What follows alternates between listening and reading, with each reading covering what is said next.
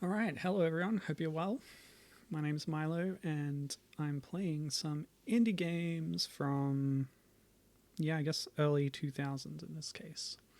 As I've been doing for a few weeks now, I'm playing some Remar. I think it's Remar because Daniel Remar's Twitter handle is really Remar, and it would flow. It would like work a lot better as a kind of word clever thing if re was common between the two names. Anyway, so last time on the immediate last stream I played Garden Gnome Carnage and Hyper Princess Pitch, as well as some spin-off things from the Scrap Packs, which are these small or collections of smaller games that Remar has sort of experimented with. But today what I'm doing is going back to these titles here, the earliest of these freeware published, put on his website titles that he's more proud of or are more complete. Hello, Gibbon. How you doing? Good to see you. So Hero, Retrobattle, Castle of Elite, as well as a few spin-offs that are, one spin-off that's in a scrap pack, and then a sequel to Hero Core, which was released later, so I'll play that as well. So we're starting with Hero, a retro-inspired level-based shooter. Oh, Gen's here too. Hello, Crocodile Gensaw. Good to see you. Are you familiar with Daniel Remar and Ludosity? So we're exploring the early catalogue of Remar here today. So Hero is described as an action exploration game, but it's level based, as you can see, 2-color graphics. So let's launch it and we'll give it a go. So like a lot of games on Remar's website, it was updated in 2021 for extra compatibility. Some of the games that were updated also had extra features added or things like that. That was a really cool intro sequence, so I'm going to try and capture that. Yep. Okay, it's happening this time. That's great. Look at this. Lovely stuff. Very evocative and detailed, despite only having 2 colors. All right, I've set up my controller, so let's start at level 1. These are some of the enemies we'll be meeting. Good stuff. Don't know what the Annihilator looks like. Destroy generators to lower barriers. Find the supergun to double firepower. Wow, that's quite loud, I think. I'm going to turn it down a little bit. Okay, cool. Let me know if you can hear the sound of my voice. Alright, so we can move. We can also shoot in different directions. So which way shall we go? Let's go left. Oops. Oh, I've set left and right a strange way. It's very counterintuitive the way I've set it up. I'm going to swap those. I know, I was just on the wrong joy to key profile. That was the problem. Alright, all good. So we have free movement with our jetpack here.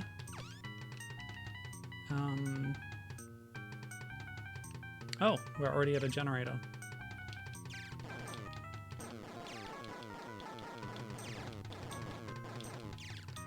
Destroying the generator is, well, I guess it's a pretty common concept in games, but it also comes back in Killman in one of the scrap packs, which Remar used as the basis for Iggy, which is one of his more famous games. Sort of the basis. The very fun foundational basis. He built on it quite a bit when making Iggy. I won't be playing Iggy on this stream, but it's definitely worth checking out yourself if you haven't before. I'm focusing on the stuff that's a little bit more obscure.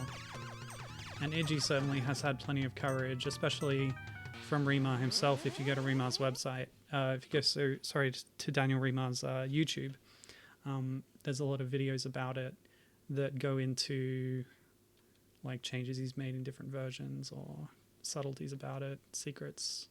Oh, what happened there?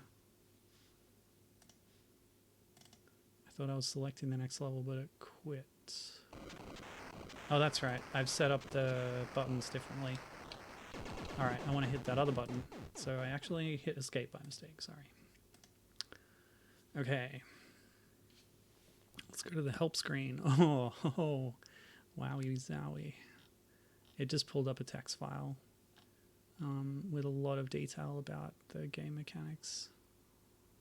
But I think they're pretty self-explanatory, pretty intuitive. One thing I should note from this text file that I'm looking at but you can't see is that there's a story listed which I haven't really covered yet. It's the year 3000. The mighty intergalactic warlord Cruiser Tetron is building an army of machines to take over the Earth. Humanity's only hope is Flip Hero, who has managed to infiltrate Tetron's base, hidden deep underground on a distant asteroid. Armed only with his blaster, Hero must fight his way to the heart of the maze-like base and defeat his deadly archenemy to save the Earth. So this game from 2004, which is a date I got somewhere, yeah, from Daniel's Base, the website. The original releases list says 2004, although the screen here says 2005. I don't know what to believe anymore. But we can actually start at any 3 levels. I wonder if there are more than 3. Well, it says it's short. The website also says that there are 5 levels, so maybe we'll unlock more. Okay. After managing... Oh, cool. A text spiel. After managing to infiltrate a low-security outpost of Tetron's base, Hero has reached the entrance of a cave leading deeper into the asteroid. At the other end of the cave lies a small computer station where Hero could search for a way into the main base. And yes, the hero is named Hero. It's kind of, I guess it gives it a cheesy B-movie kind of sci-fi vibe. Oh, what's that? Oh, okay. So making contact with walls actually does damage to you. I haven't been damaged yet, but I do have a little shield that will run down. I wonder if it recharges. It's very cute, isn't it, given... I think it's, yeah, this game is a great example of doing a lot with a little. Very minimalist graphics, clearly, but you can still, you know, you've got distinctive enemy types and they all have different behaviors. Just with a few pixels. This whole free-floating style was reminding me of something, but I couldn't quite remember what. A game where you have a jetpack. I've played it recently.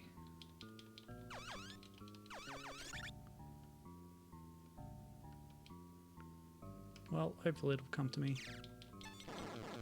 But it is interesting when you have what's essentially a side-scroller, but you've taken gravity out of the equation. It's not a platformer because you can go anywhere at any time.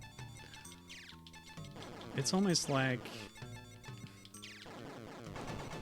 Well, there's a lot of games set underwater where you don't have as much restrictions with movement, and that's what games like this kind of remind me of at times, is other games like Echo the Dolphin or any of the sort of mermaid-based games I've played before, because you can really just go anywhere. Of course, Echo did have some gravity simulation with rocks and stuff falling down.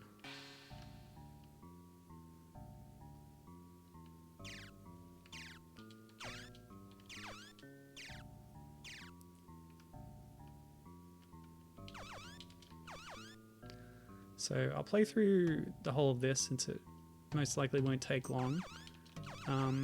The sequel, Hero Core, oh, wow, there's even environmental interaction like that. That's interesting. Yeah, Hero Core, which was 2010, seems a bit more expansive, so I might not play through the whole thing, but it should be interesting to see where Remar will take the concept and evolve it. Now, I definitely saw a fancy gun in here. This might be the Super Blaster that doubles. Yeah, wow. It actually lets you shoot 2 shots, 2 projectiles at once with a single press of the fire button. Oops. Oh, nuts.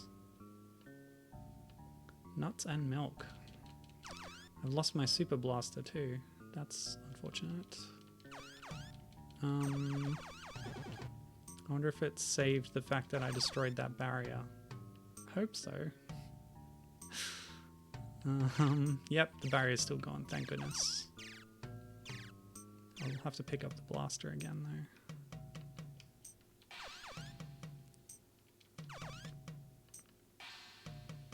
I know, is that a dead end? No, it's this way. Yeah.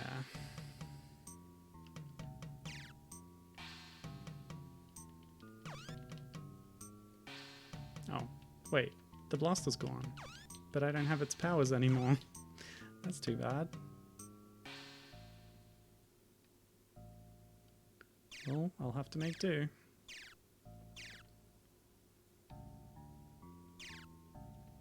See, look at this screen. You can do so much with just a few basic shapes. This tells a story, like this animal's being held inside this box, but this box is broken. It reminds me of things like, well, Sky Skipper. And here's the creature that escaped. It's in the next room. How about that? How Sky Skipper kind of creates an environment out of just a few blocky shapes. Yeah, that's a good reference point too, again. Atari. Saying they get an Atari vibe from this. Yeah, definitely. And Sky Skipper, I was thinking of both the arcade and the Atari version, although of course the arcade version does have a lot more detail. does it a lot better. The 2600 version of Sky Skipper is extremely basic. Yeah.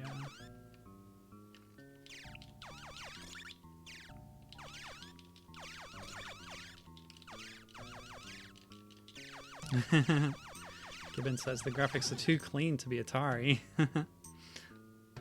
Nope. So I'm not sure which door I opened, but somewhere up here, I'm sure. I wouldn't have been able to progress until I defeated that other creature. Oh, that was it. Great. And now I can go to level 3 from the title screen.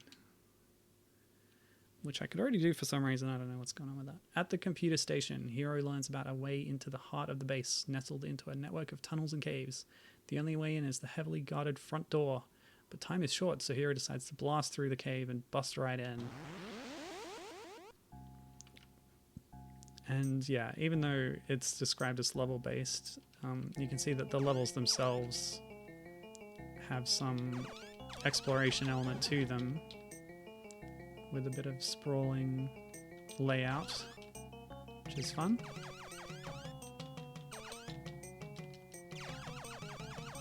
Which means I'm gonna have to start... Whoa!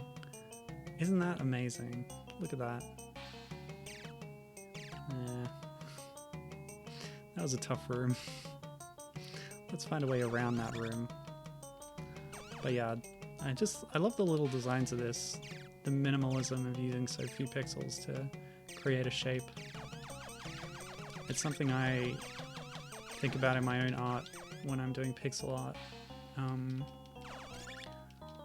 Like, a lot of the time I do simple humanoid shapes that are all the same, and that's my look and that's what I do.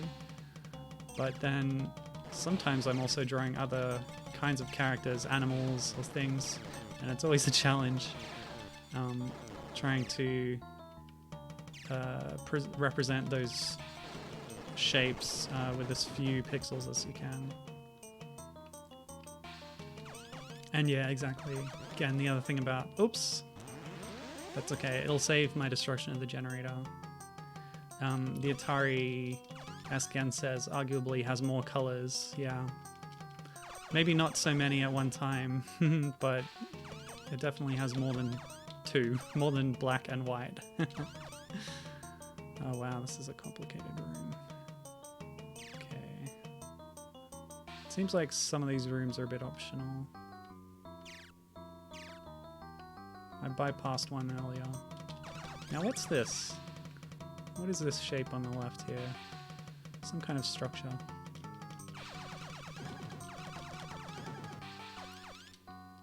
Great.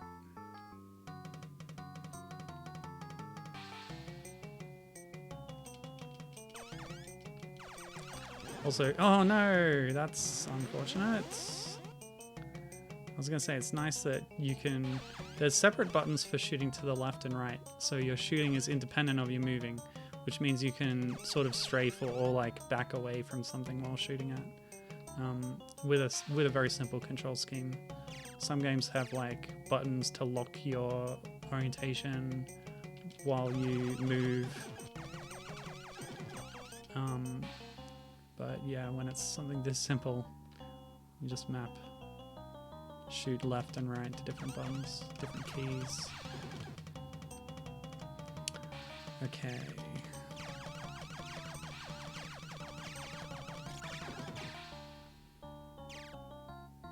I really wish I could survive more than one hit. Oh well. Now here we've got a bigger box that's opened. Something big might be awaiting me. Oh boy, is that it? Yep. Oh, nasty.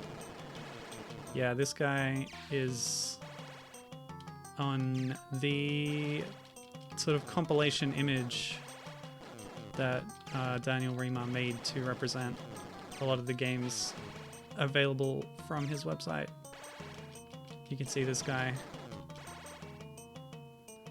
there. And if I read the text file, I would be able to tell you the name of this creature and more about it, but I'm kind of in the middle of a difficult battle right now, so please forgive me.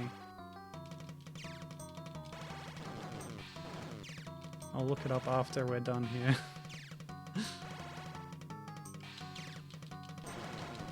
Kaboom! Door opened. Excellent. Oof. Big explosion. Huge.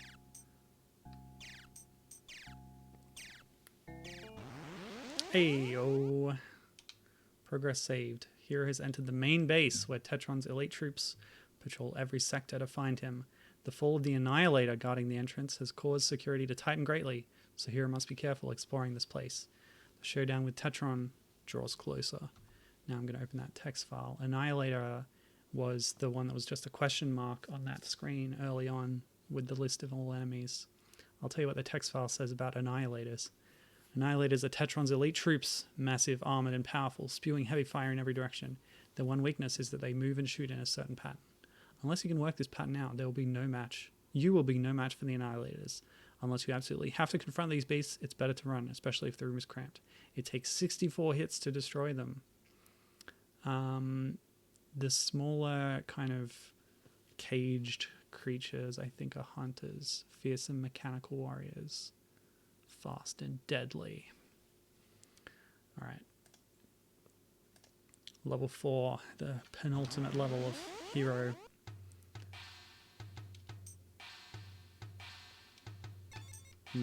Okay, we're gonna need to go through there, but fight our way through. Ooh, that's tough. That's a one-way gate, that is. Oh man, another Annihilator just here on the screen? Things are really heating up. Okay, luckily it's optional.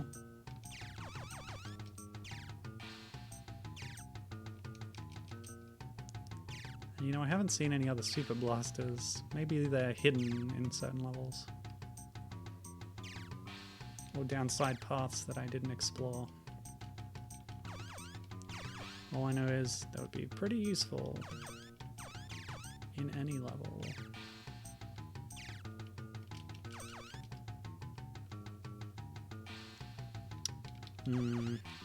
Well, that's a dead end for now.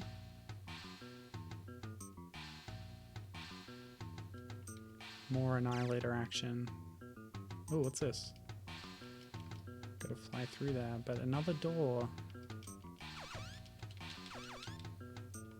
Okay, we can get up there.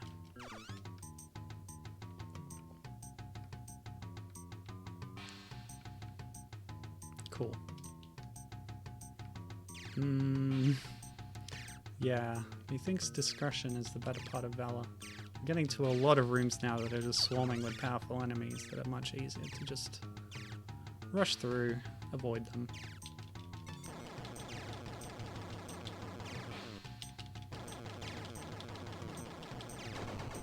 Yeah, baby. Cool.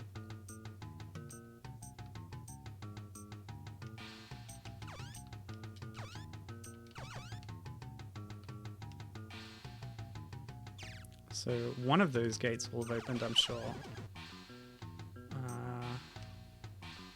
Guess we'll check this one first. Yep, that's open. Oh, Super Blaster for me? You shouldn't have. Lovely. Alright. Oh, that's going to be tough to squeeze through. In fact, I don't know if I can. That seems like instant death to me. Well, let's go find the other door then. If I can remember where it was. That seemed like another one of those one-way gates. You can enter from the bottom, but you can't come down from the top as easily. Or at all. I really think that that was just a block. Alright, where was that other gate? Dang it.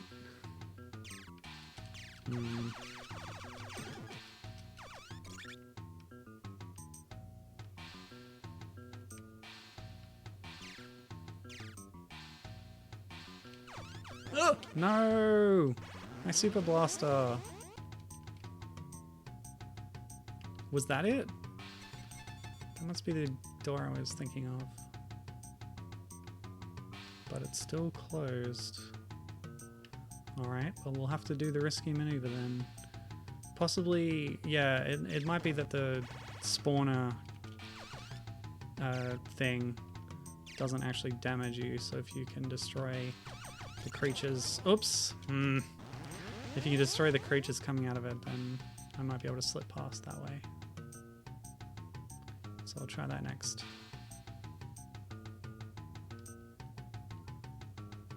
Oh, spooky.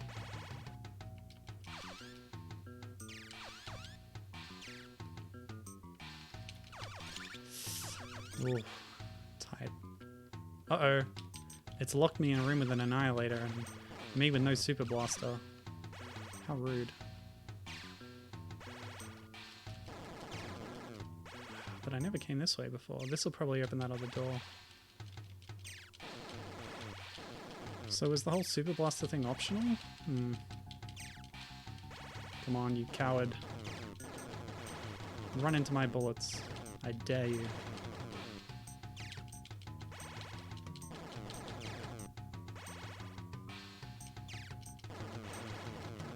Oh! Close one. So 64 hits, was it? We'll get there. There we go. Door opened.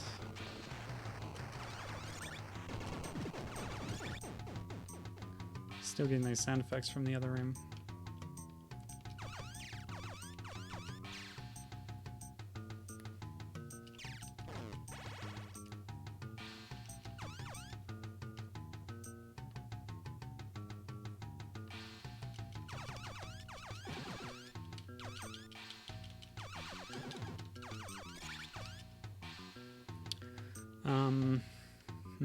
The Atari. I don't know how much worldwide reach the Atari had, but I would guess that the specific systems that Remar's drawing on here are more like the European microcomputers. He is Swedish, I will remind you. So now I'm thinking of things like the ZX Spectrum or its predecessor, the ZX81, although that didn't really have great graphics capability, but people were able to do some stuff with it. The ZX81 was definitely just the black and white though. But there were so many of those that I don't feel qualified to judge exactly which one this one seems to be referring to. Yeah, so here's the other side of that that room.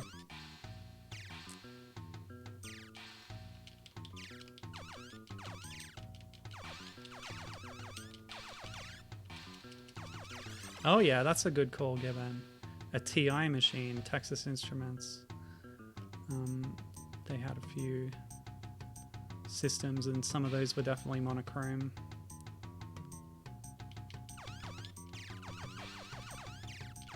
Yep.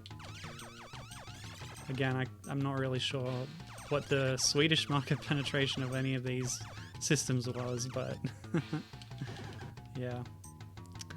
Alright. Feel like I'm making really good progress now. Must be near the end. Oh, what's this? Huh? Oh, okay. Oh no! Dang.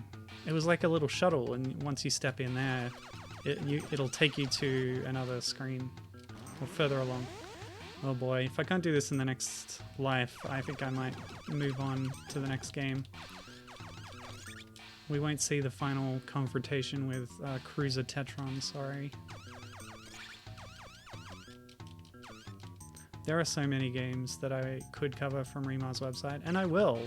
While preparing for this one, I decided that rather than trying to do all these old experimental games in one stream, I would split it up. So that's why what I'm covering today is the more complete ones that are listed on their own pages there on that website. Next week I'll be diving deeper and broader into the scrap packs, which have the more experimental stuff. Oh no! Game over. Alright, well that's it for Hero. I couldn't complete it, sorry. Very cool, very cool. Alright, so what I'm going to do now is show you a bit of Hero Core, the sequel. So we're skipping ahead in time a bit before we return to those earlier ones, but I want to show the direct follow-up. Thanksgiving, good attempt. Yeah, it was. I think so. Okay.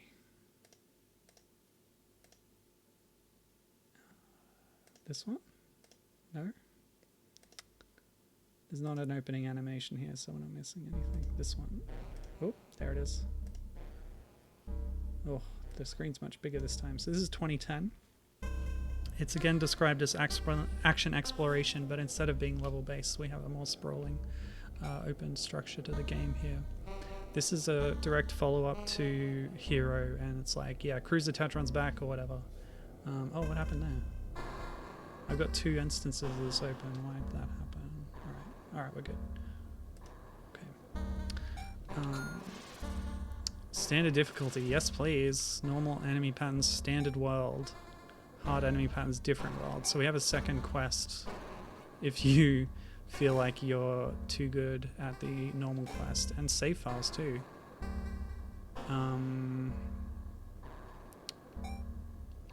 Alright.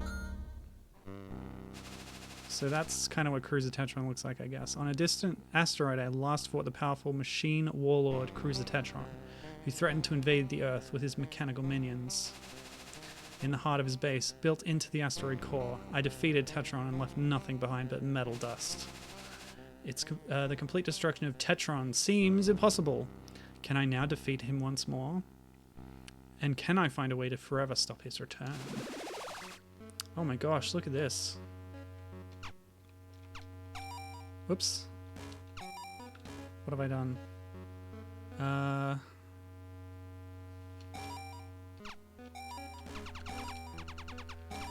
This is weird. I think it's picking up my controller as well as my joy to key, so... What? Oh, like this? What the heck? This is really weird button mapping. Let's just go to the control menu. Gamepad settings, that's what I want.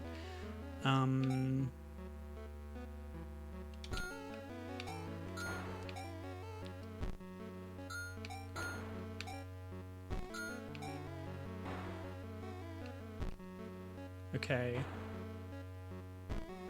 Alright. Yeah, alright. Alright, so I'm using analog control now. I can toggle auto fire on and off, and manually fire left and right. While auto fire is on, I can change left and right position, and I have a map. So Tetron's right in the middle, but we have to work our way to him. Let's see what this looks like. Yeah, each room takes up 4 of those dots. Okay.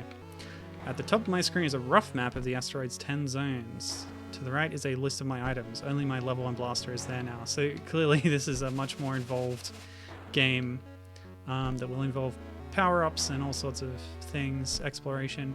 My suit defenses are fairly weak. If I can find and destroy a boss machine, it will increase my level, slightly improving my defense. I can press escape to access my database. So that's the database, okay. Information? Oh wow. Yeah. Hold both fire buttons to warp to any save point. Oh wow, nice. Don't have a blade yet either. Okay. Back. And yeah, experience bar on the right there. And there's even animated menu, animated background elements now. This is liquid metal. I can enter it without taking damage, but it will overheat my systems. When overheated, I can't use weapons. Doors open. Oh, right. I thought at the bottom this was water that would cool me off, but clearly not. It is a pool of liquid metal that will just heat me further. Wow, this is crazy. I don't know if I'll get very far here, but I'm very impressed with like how expanded this is on the original while still retaining, you know, the graphics and the feel. Well, how do I destroy that one? Obviously, I need a new weapon first. Okay. Oh, wow. Did I just destroy one of those hunters in one shot? Clearly this material, I'll be able to destroy it later. Also, I don't get damaged by running into a wall. This is a big improvement. Whoa! Yeah, let's see what that looks like. Oh, cute. Alright. So we're continuing to explore. Maybe I'll just clear the first zone here and then I'll move on, because there's other games I want to get to. Just show you a little taste of this one, so we get a feel for how it works. Oh, the screen shape too. That's nice. The generator's projectiles are much more detailed. Nearby barriers lowered. Yes, they will remain lowered. Save! What a nice little effect. Well, what's this? What are you? Okay, you're something that will hurt me, but I have shield. I will not instantly die.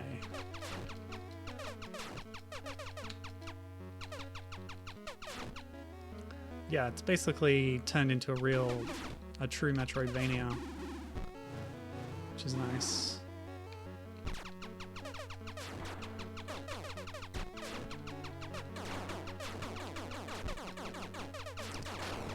Wow, talk about a bullet sponge. Can't wait till I upgrade my gun.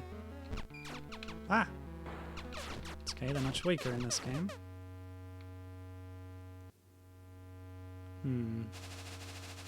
Door's locked. Okay. There was a different kind of door on that last screen. Oh, another one that I can't beat yet. Alright. So what's this? An entrance to a new zone. So we're now in army storage, threat level 2. I thought each zone would have a boss and then I would move on, but no, you just move between them. That's fine, that's cool. Check my map. Let's go left instead. Alright, in that case I'll keep playing until I find some kind of upgrade.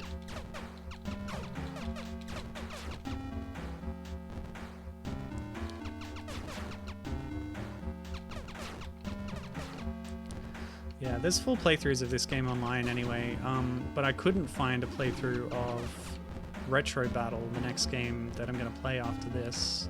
So that's one I'm more interested in exploring fully. It also has color, which helps, but again, I think that he's done a good job making it part of the look of this game by keeping it simple. I recently played Gato Gato Roboto. I don't know how to pronounce. Gato is a Spanish word, and yeah. Anyway, that's the sort of mini Metroid style game where you're a tiny cat inside a mech suit. Very cute stuff. And that has a similar thing going on. It's got a graphical style where everything is just black and white. You can change the filter, so it's still 2 colors, but it'll be different colors. Some of them look like the Virtual Boy or the Game Boy or whatever. I preferred keeping the sprites white and the background dark, although I went with a dark blue as that was an option that was unlocked at some point. But yeah, I think maybe because it was more detailed, it wasn't, I don't know, I don't think it worked as well as this does. It wasn't really to my liking. The developer of Gato Roboto for Devolver made a thing called the Devolver Digital Bootleg Collection or whatever, which was just a Steam game you'd buy, and then on it was a little, it was made to resemble like a bootleg cartridge for a Famiclone or, you know, unofficial NES kind of thing.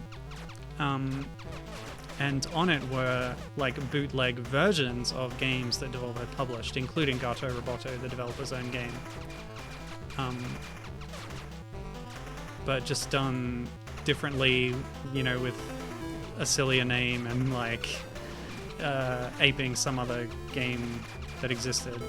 So I don't know, I didn't look at all of them, but definitely the Gato Roboto bootleg on this card, on this release, was, instead of being Metroid style, was modeled after Castlevania.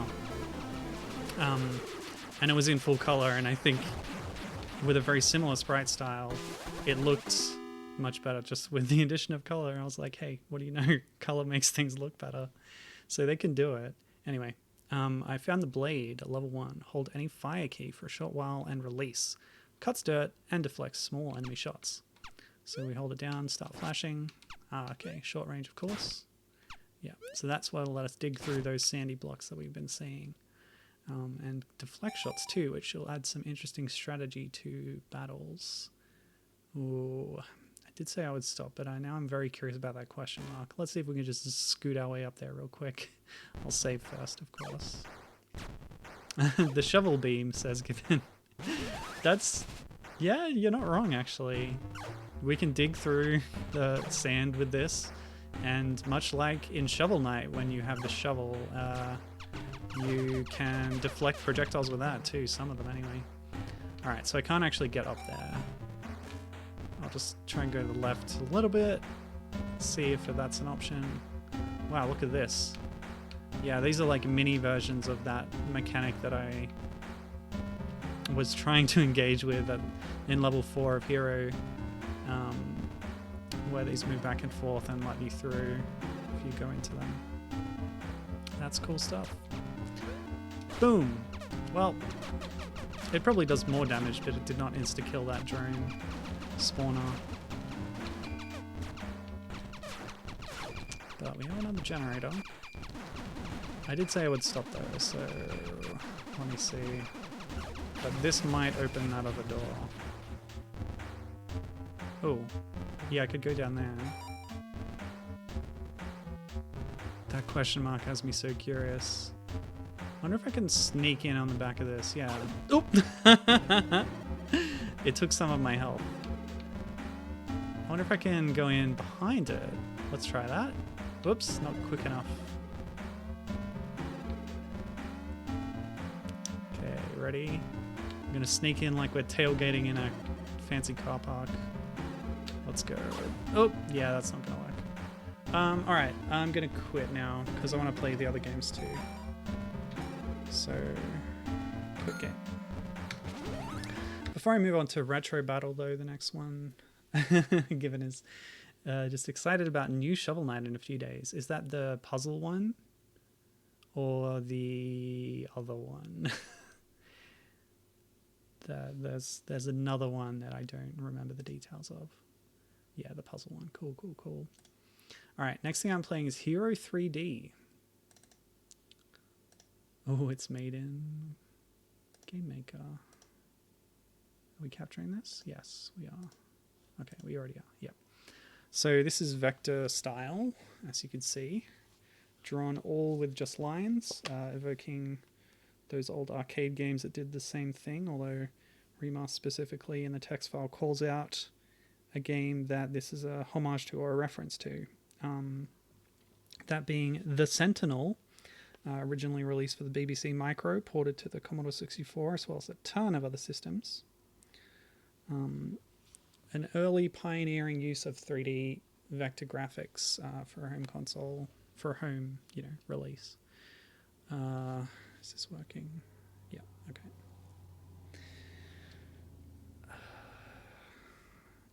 Yeah, there's also a mechanic that is similar to Sentinel, so how do I make it go? Oh, I just had to press all the buttons, I think. So this... Oh, what's going on? Oh yeah, that's right. I disabled Joy to Key. I have to bring it back now. Sorry. Here we go. Alright, so this is Hero 3D. This was actually released as a mini-game inside Iggy, one of Remar's most famous standalone or solo projects. But, oops, yeah. But now that I have played Hero, I can see where it's coming from. The original idea, this is like an expansion of Hero in a way, sort of.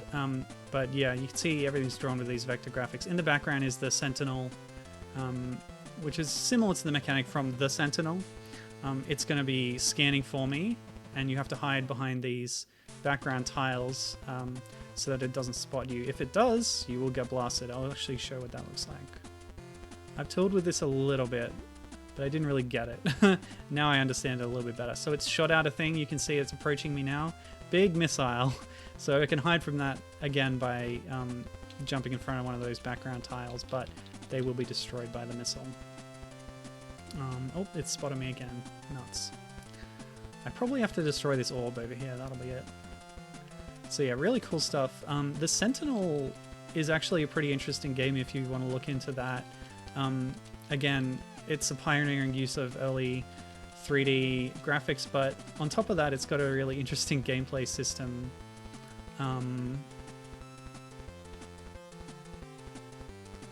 Yeah, you can see how this is a sequel to Hero.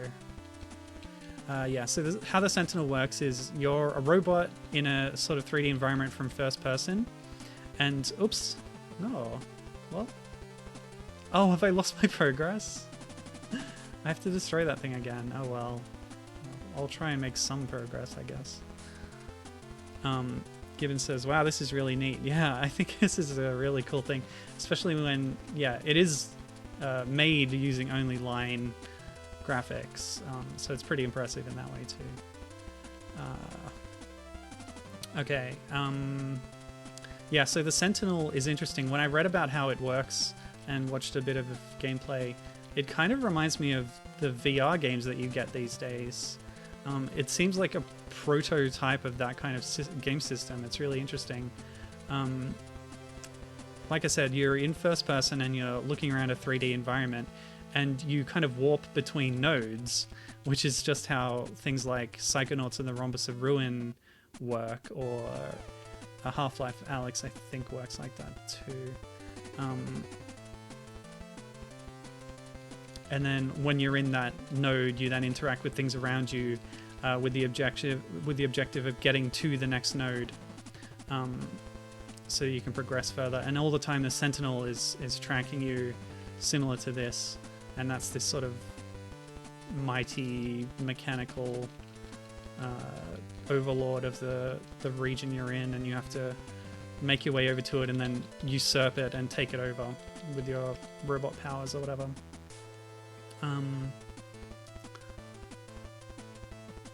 And yeah, it's about like gaining height, so you can spawn boulders so that you can climb higher by moving onto their level in the 3D space. Okay, just pop in here. Grab this flag, and I'm up to 3 flags. I don't know what that means, but yeah. There's a ton of levels in this game. Like I said, it was included in Iggy. You can just find a computer terminal in the world, and Iggy is like a 2D Metroid. Nah, people call it a Metroidvania, but it's also level-based. But anyway, there's a lot of secrets. There's so many secrets in Iggy, and you can find a guide to them on Daniel Remar's own website that's extremely detailed and thorough. But yeah, you find a certain terminal in the world, and it's like one of the alien characters in the game created this game, and that's why in the bottom left corner, that's telling you what level you're on, but it's in the numbering system of the aliens, which is ternary based. So it's not base 10 like our system. Ternary, I think, means base 4. So they have a base 4 numbering system with those characters. And that's why that is like that. But yeah, it's just an optional extra energy. It doesn't get you anything, but you can play it. And apparently there's like tons of levels, but it also loops if you manage to complete them all. And it just gets harder each time, and you get a little comment from Iggy if you manage to do that. It's very hard though, apparently. Alright, I might call it there because we've really covered how the game works, and from here it's just variations on this kind of level design, as far as I know. Although we did spot a different enemy just before, so that's kind of curious. What? Why did that destroy me? It looked like it was like in the background or something. It looked dim. I don't know what happened there. But yeah, I do want to move on to Retrobattle. That's probably the one I'm most interested in today. So I'll go over to that now. If there's time later, maybe I'll revisit one of these.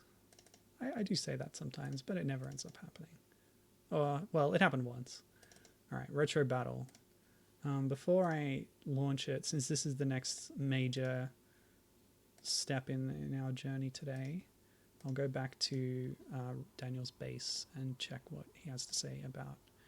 Yeah, so we've just covered Hero, Hero Core, and Hero 3D briefly.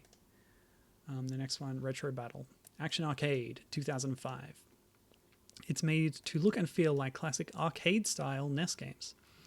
You might even recognize that this snake looks a little bit Battletoads. Maybe we'll spot some more references.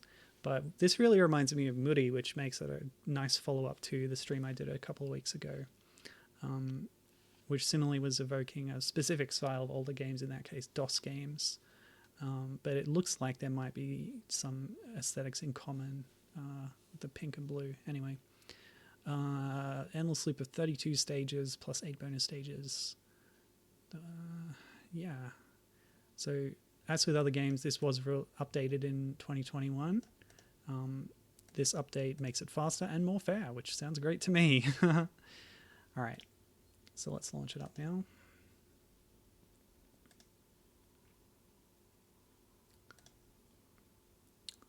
Windowed mode is perfect for me right now. Sorry, we'll capture that window. Yep, this one. It just asked me if I wanted to do full screen. Okay, so cool. Oh, skill 1, please. We'll start there. Yeah, skill I think means that it will loop after you beat all the stages, and then you'll have faster gameplay. Alright, so it's a single screen platform shooter. Oh, but we only have a certain amount of shots. So each shot I've just done has decreased my count. But, oh, what's this? Those robots are destroying platforms, but they're also reforming themselves. Oops. Again, we have a jetpack here, but it only lets us, like, jump higher. It's pretty much just aesthetic, I guess. Oh, no, come on. Yeah, right. Oh, I can actually destroy the platforms as well. That's interesting. But my bullets recharge over time. Good to know. I'll just go grab this while I'm waiting for that platform to respawn. And I expect, yep, this loops, like Pac-Man, some other single screen games like this. Yeah, cool stuff. But yeah, my jump is limited. I can only make so far. And that was a screen clearing bomb. That's stage 1 done. There's 32 in all, so I think it's probably doable to get through this. Although they will get harder. Yeah, very cute stuff. And much more basic than Muri, clearly. But it still kind of reminds me of it, even if only in the sense that it's yeah, evoking that older style of games. Or an older style of games. They're different. Completely different styles, obviously. Oh no! Okay, is it 2 shots to destroy those? I also noted that I was running short on time, maybe. Yeah, timer in the top right corner. This is very cute. It's very authentic too, although the... Oh wow, that upgraded gun. Huge blast in a line. Yeah, old games like this would have a smaller screen. We have a much larger play area than they would have had back then.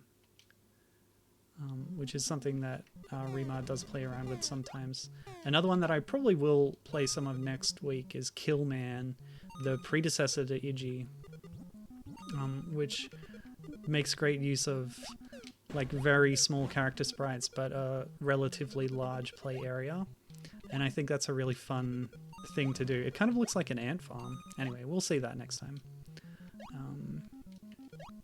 Yeah, as Gibbon says, this is very arcadey. Oh yeah, I can actually get around parts of the level design if I shoot out a block like that. That works. And then wait for it to respawn. Grab that. Very cool. I'm enjoying this a lot, actually. Even though there's no story in the game itself. Having said that, there is a story in the text file. I wonder if I can pause. Yeah. I'd like to show you that, because there is a bit to it. This time I will capture this window. In the distant future, space trade between interplanetary civilizations has grown common. The largest cargo ship ever built, the Retrobattle, was a heavily armored ship carrying a large amount of money and valuables to a planetary safe house. However, it was shot down by a band of pirates and crashed on the surface of an unexplored planet. This planet turned out to be the home of many vicious aliens, and the band of pirates soon fell victim to them when trying to raid the ship. The Federation owning the Retrobattle called for the help of a courageous galactic police known as Captain Good to infiltrate the spaceship and reclaim as many of its valuables as possible. So again, you can see that kind of cheesy tone that we had with Flip Hero, with Captain Good here. Although that story has less bearing on... Oh, cool, there's a little bubble bomb mechanic. If you damage those enemies and then push them off, they'll be defeated. Maybe not even bubble because you're pushing them off. More like... what was that one I played? It was another Taito one. And you were like a little witch character. Oh no, she was in Space Invaders versus Arkanoid. Or Arkanoid versus Space Invaders, rather. What was that? Well, I'll leave that as an exercise for the viewer. Anyway. I interrupted myself. I was saying that... Oh, it's the bonus stage, okay. So here we're just going to grab as many pickups as we can before our time runs out. Given saying they just announced a new Arkanoid the other day. Wild. Oh wow, I had no idea. Interesting, but can you play as Lufia in this one? That's my question. She was in Arkanoid versus Space Invaders. Since there were a bunch of crossovers with other Taito properties. Oh, okay, you can only destroy the holy platforms like this. Which means we're going to have to blast our way through here. And I might just have enough time. Oh, I didn't get the last diamond, but I got all the coins in the bonus stage. Yeah, of all the places to get new Lufia content, as Gibbon says. Yeah, very strange. All right, here's that snake. Not very Battletoads-like now that I actually look at it, because it's freely roaming around this place. I wonder if it's possible to defeat it. Oops! I thought I hadn't fallen down, but I had. How about that? Alright, so gosh, what was I saying? I think I was commenting on the kind of cheesy story and how it doesn't seem to really affect what's going on in the game itself, because it's really just an excuse for what's going on, and much like in those days, the gameplay is kind of abstract compared to what's ostensibly the story of what's happening, as seen in the manual or whatever you would get that information from. Alright, where are we going next? I think we're going to jump up on this block over here. An encounter with a snake, perhaps. Okay, I can't damage it. Or maybe I can. I'm figuring that headshots is the key. Oops! Too slow. That's alright, we have a number of lives. 0. None left. We'll have to make do from here. Okay, come back please. Thank you. Oh, nuts! That was careless of me. Stage 5. Will I be able to continue from this stage?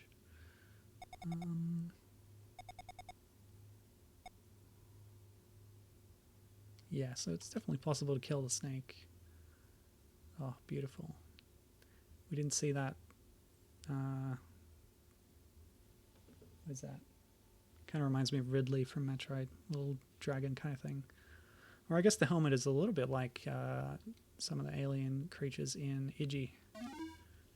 Oops, it's put me on skill 2. I guess I leveled up to skill 2 at some point by, I don't know, getting enough score or something. But that's okay, we'll stick with that for now.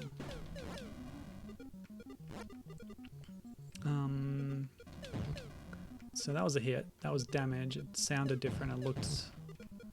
Did it look different? Maybe not. Come on. No, don't go away. Yes. Oh no! Wasn't watching that one. Oops. But a gun pickup, that'll help. How many shots can you take, Snake? This ought to help. Oh, I only had one shot out of that. Last time I had one, I completed the stage right after using it. Okay. Oops. The way the soundtrack sounds here is also very arcade-esque. It sounds like an arcade game from the 80s in its sound font, which is really cool. I think he's done a good job with that. I noticed that in Hero, like, the sound effects sounded very primitive, but the music didn't quite match. It was a bit more advanced than what the visuals suggested that it would be. But still.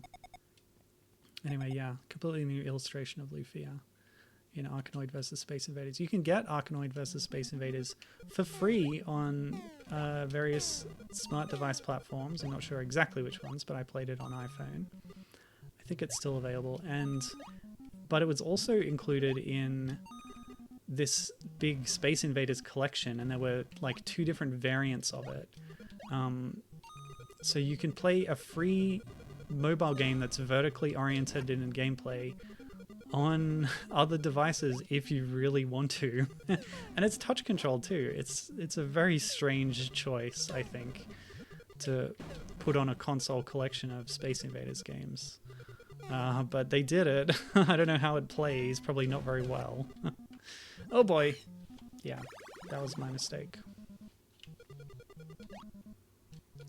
So strange, I don't know. I definitely would not recommend playing it that way, but to be fair, I haven't tried it. So it could be fantastic, who knows? Cool. I think this is very engaging. This is a really cool little game. Yeah, I'm willing to see this through. I'll keep playing. Did you get through AVSI Gibbon? I definitely played all the way through, but some stages took a few tries to be sure. They seemed like sometimes they even relied on luck.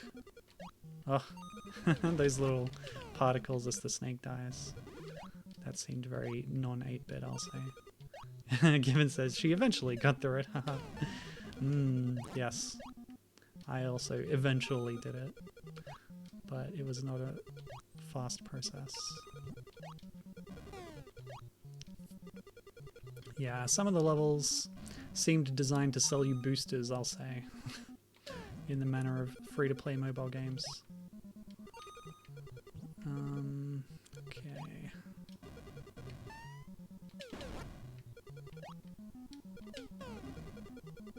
Oh, I'm not going to be able to go that way, am I? Just drop down here. Perfect. This is going well. I feel good about this game. Hero was a bit tough. This one is a bit more my speed.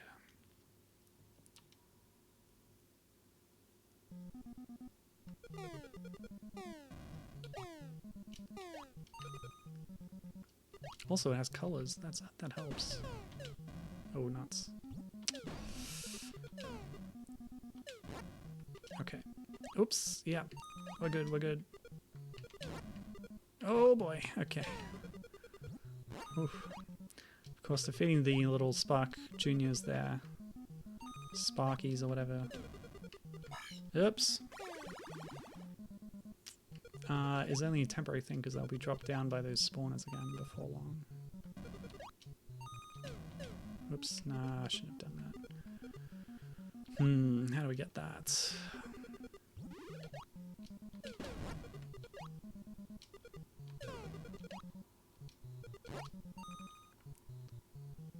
Oh yeah, blast our way through at the top. Yeah, that's it.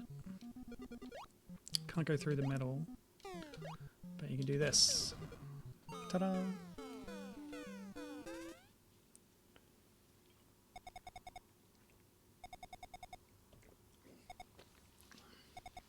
It's also an odd inclusion for a Space Invaders collection because, from what I've read, other games that you think probably should be included aren't. Like it's got Space Invaders Extreme, but not Extreme 2, I think was an example. It was a while ago that I was reading about this, so my details might be off, but... Oops.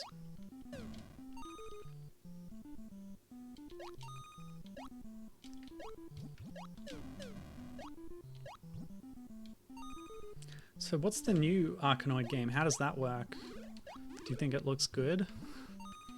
It's a bit odd of a thing to try and promote in this day and age, I feel. The crossover aspect with Space Invaders as well as all the other Taito properties was a great angle for it, I thought, to bring it back, to combine the gameplay. Oh yeah, we ran out of time. That's okay. Oh, okay. It was literally just an announcement, no screenshots or anything. Okay. Yeah, okay.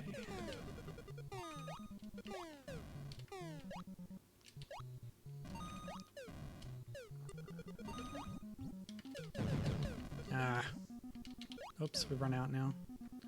The Space Dragon. It's here. It's just spawned in at the top left. It apparently can warp around. That's bad news. Oh. How do we get over there? Through here.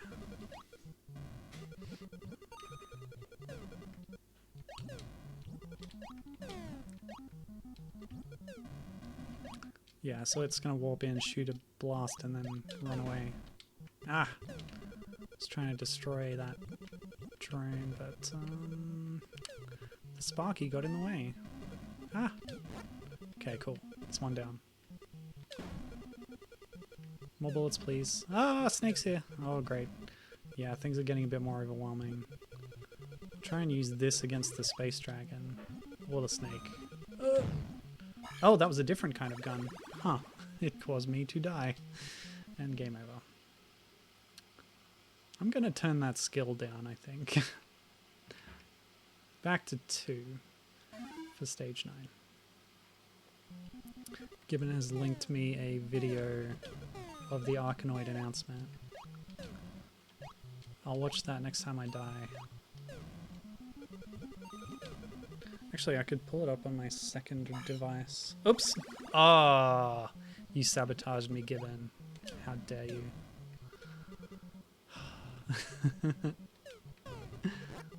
Arkanoid Endless Cattle. No, Eternal Battle. Here I thought they were going to be doing a Harvest Moon. What? You're kidding. Harvest Moon crossover. Alright, so that destroys everything except the snake. Oh, but they just come back. Didn't I disable all the spawners in like stage 1? I don't know how I did that though.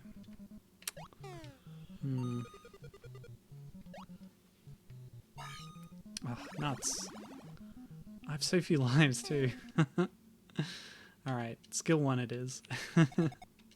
Apparently the higher the skill is, or the lower the skill is, the space dragon didn't spawn, which is good for me, I guess.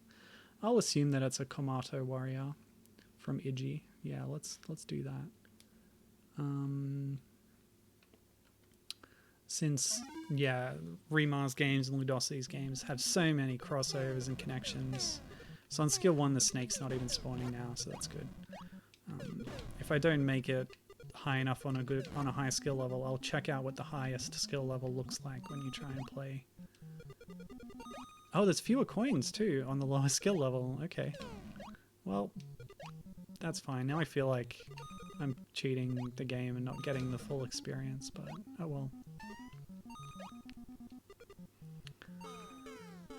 Arkanoid Eternal Battle. It's a 30-second video. That's, yeah, not much is happening in it. I'm watching it now. Just a graphic, a title. Yep. That sure is a non-announcement, isn't it? Oh, Minna's up. Minna's been sleeping very cutely on her little cat couch here.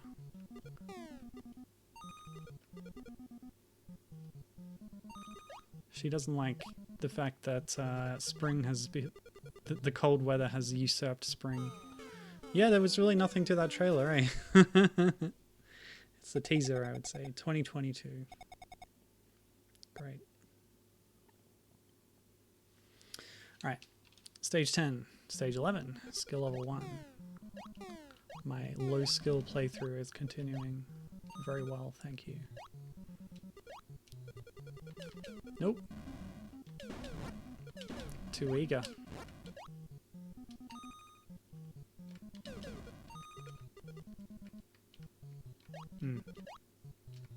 I've lost all my bullets. Let's grab this while we're waiting. Sometimes it's hard to think in screen wrapping.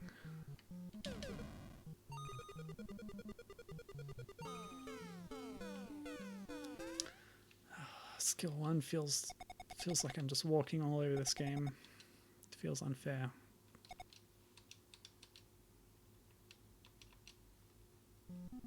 What is this? A smiley face? No. Now I'm walking on the chin.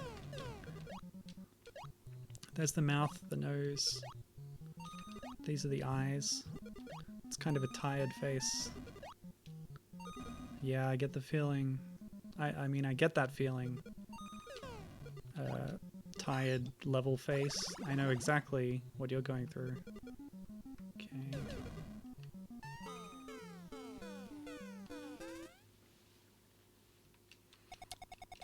Well, hopefully the skill boosts itself up somehow. So I get a real challenge.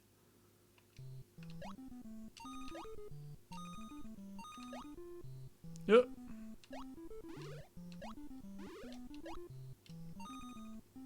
See, like this music, it's almost Donkey Kong-esque. So I think he's done a good job capturing that era sonically, as well as in the gameplay, even if the size of the play area has been greatly expanded, but that's a plus in my book, because you might as well. in the modern times of 2005. Super modern. This game is 16 years old. Kill me. Oh, did I drop all these frames? You might have missed me saying this game is 16 years old. Kill me. Yikes. Alright. So the snakes are back. We're back on skill 2. And you are dropping down here. Thank you. I'm gonna kill one of those snakes one day. Oh boy, not this day. It is not this day. You do respawn in the same... Like, it doesn't reset the arena or anything, reset the enemies or collectibles, so... Oh! So I have a decent chance to kill the snake. Come on, snaky. Yes! Oh wait, I already killed one. Never mind.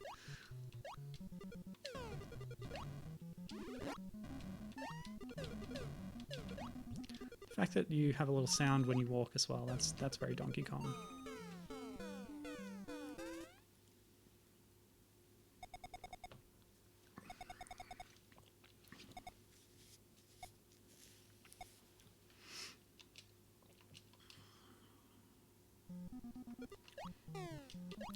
Yeah. Oh no, really?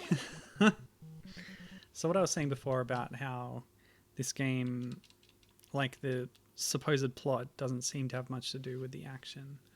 Like, the ship crashed because of pirates. Are any of these enemies pirates? Maybe those dragon guys are. But what are the pirates? What are the aliens that the pirates weren't ready for and attacked them? Is it the snake? Yeah, that seems like it could be an alien creature, but what about the rest of them? Like, those diamond-shaped kind of robotic drones, are they alien life forms from this planet? The Sparkies, like, is that an alien? It's kind of a mix and match of different, you know, types of sci-fi creature design here, so...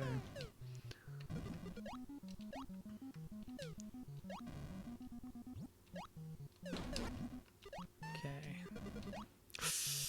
Oh, that was close. Okay.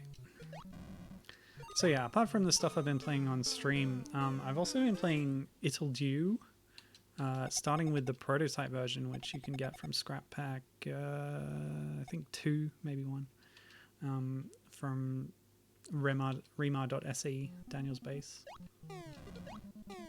And it's worth playing that original 2008 prototype before trying the real Untitled original game from 2013, because it's just interesting seeing where it started, where those concepts that you see in Untitled evolved from. It works a little bit differently with some of the mechanics, and it's got all new puzzles and stuff. The Zelda influence is more obvious in the prototype, because they actually reuse sprites for the old man, at least.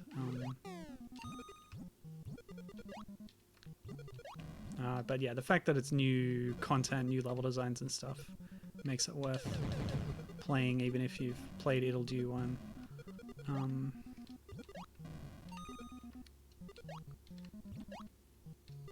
So I've just played that. I finished that the other day, and then I started on the actual Untitled commercial release game yesterday, and I've almost completed that. I'm up to like the final post-game bonus dungeon where Daniel Remar shoved all the hardest puzzle room designs that he'd come up with, but they were too difficult to put in the normal game.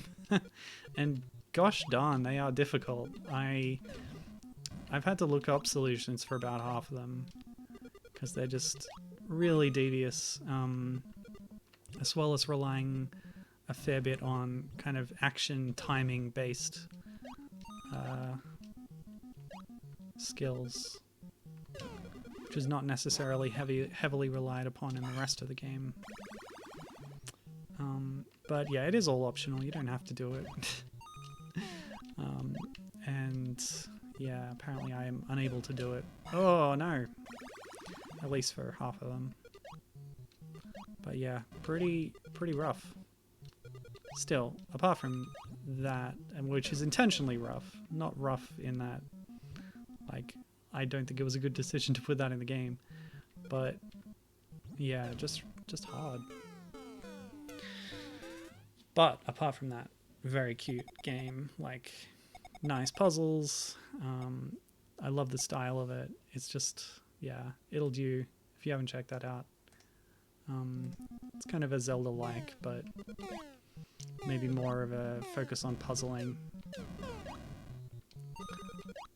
And the look of it is just really great. That hand-drawn, cartoony style. It's got a lot of character and personality.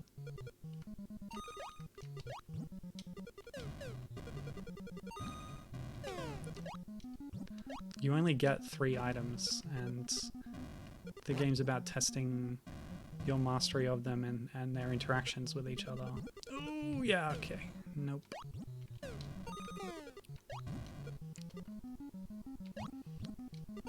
You have a sword that can be used for fire, an ice rod, and a teleportation wand. And mixing them all together into puzzles gets really fun. Okay, what are we doing? We're still playing this, I guess, yeah. I don't know. What do you want to talk about, Given? How's the curling going? I know you've been watching the curling sport. I don't know what it is. Is it the World Championships or what? I don't know. Tell me about curling. It's been fascinating reading your breakdowns of the action. I just don't quite grasp what the context of the current competition is. The Olympic qualifiers. Oh wow, okay. Yeah, so Winter Olympics, I guess, yeah. That will be coming up soon, won't it? I need this one back, actually, to make that jump. Come on. Yes, just made it. Awesome. So those have wrapped up. Okay, cool. Cool. So Olympic qualifiers. Is that countries competing against each other to see which ones will be in the Olympics because they can't include everyone? Or is it the national qualifiers for who's going to be on the team, or like the American team or whatever? I have no idea how that works.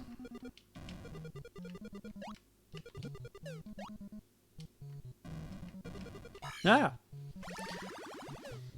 All I know about the Olympics is what I learned from the the ABC sitcom The Games with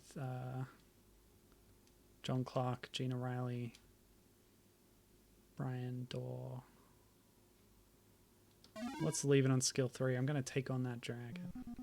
Let's do it. Oops. Oh boy. Okay. Yeah, this is really heating up. So you can defeat a Sparky if you push it off, even if it's waking up on the way down. I don't know if it got all the way to woken up. Ah, nuts.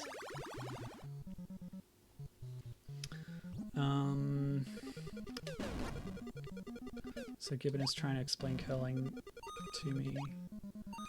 There's another tourney on, but I haven't actually watched any of it. Other stuff going on. Should catch up on that, she says. And it's by nation. Gibbon was watching the Canadian qualifiers. Okay, so it is people competing against each other to see who's going to be in the Canadian team during the Olympics. Yes, I defeated a space dragon. That is satisfying. Now I don't have to play on skill 3 anymore. I don't know if I can make that jump across the spike, so I'll drop down from here. I'll just have to manage the timing of that.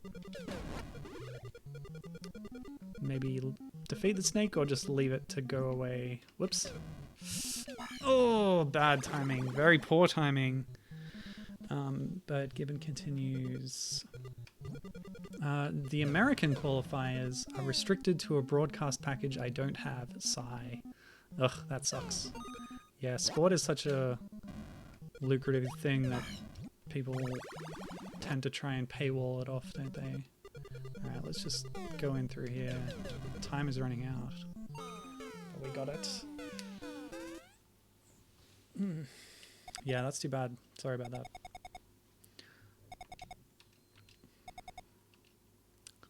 Is there any particular country that usually dominates in the curling Winter Olympic competition? Ah! Oh man, these spawners up top dropping things. This is a very different kind of level design, and that's just fun. You've got all the systems here, but just by varying how the blocks of the level are arranged, you can give very different feels to the experience of playing each level. And that's just how these arcade games work sometimes, and if you're good at level design, yeah, that's really cool. Go away!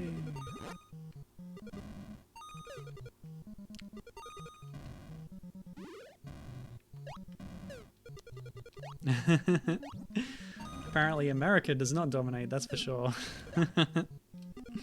Wow. Nuts. I was trying to snipe that snake, but it moved.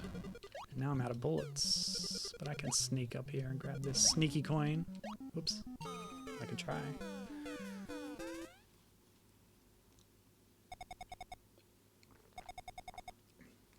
She's saying Canada wins a lot, of course. Yes. I suppose that makes sense. There's a nice spread across various European nations. Nice. Since we're playing games developed in Sweden right now, how does Sweden usually do in the curling?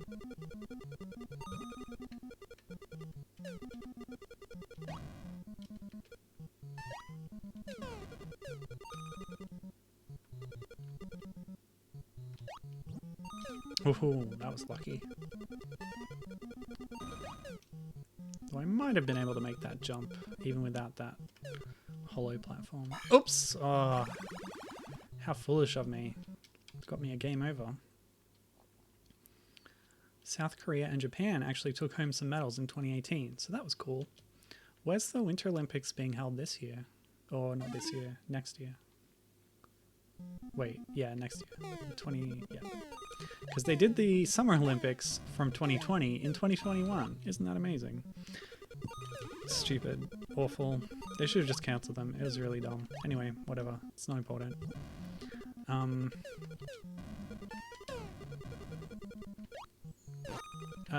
Yeah, so since they did that, that means the Winter Olympics are only a year later in this case, and they should be 2 years. Ah!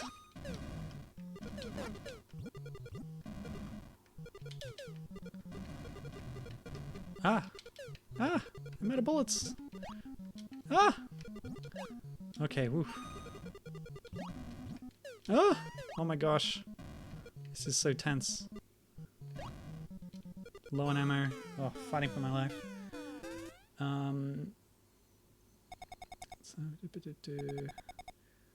Actually... Okay, so Sweden actually wins women's gold more often than not.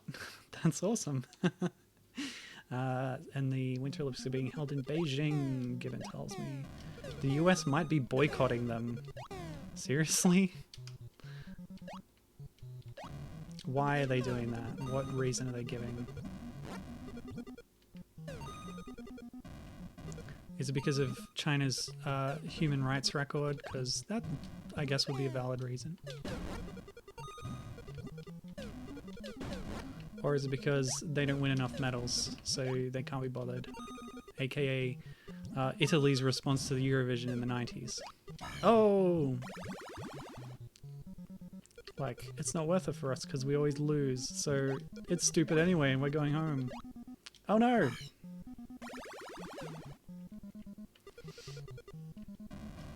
Not unique to them though. I think other countries have said that about the Eurovision. Maybe Turkey? And then they tried to do their own version of Eurovision. That didn't last long.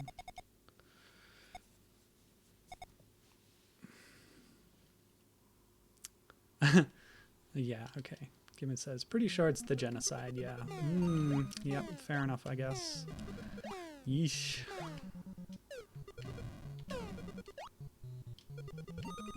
Bit of a collar tug there. Yeah, not good.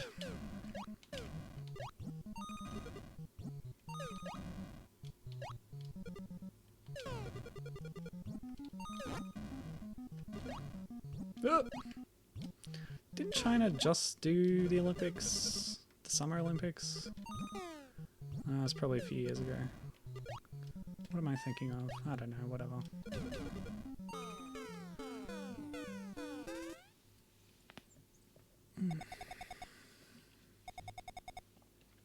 Okay, think about it this way. Mario and Sonic had the Olympic Games. They were in London in 2012. They were in Rio in 2016. The 2018 winter ones was in Russia, which was a little bit controversial as well because they... there was something about gay or queer athletes and Russia not being happy about that or something.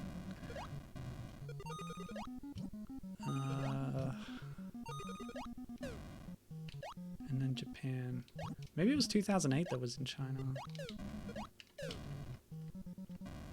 The original Mario and Sonic at the Olympic Games, which didn't have like a subtitle because it was the first one, but so I don't remember where it was, but after that they always put the name of the host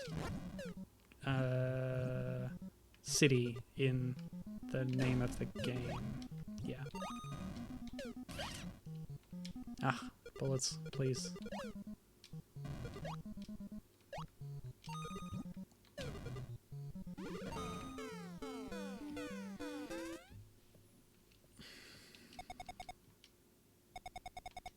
And then they didn't have a Mario and Sonic Winter Olympics in 2014.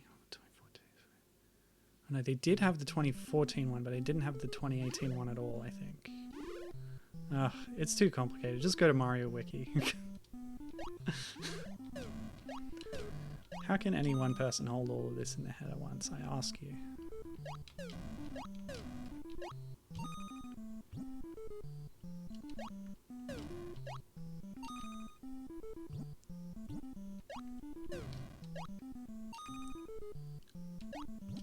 I was researching them a bit for my big Donkey Kong pixel art when trying to figure out which characters in those games, Donkey Kong or Diddy, well Diddy's only in a few of them, but which characters they had significant interactions with that I could call them friends and include them on the friends row of external crossover characters that they had made friends with, which was relatively fruitful. We got like Donkey Kong had special interactions or like story beats with Vector the crocodile, Silver the hedgehog, Knuckles, and Omega the robot,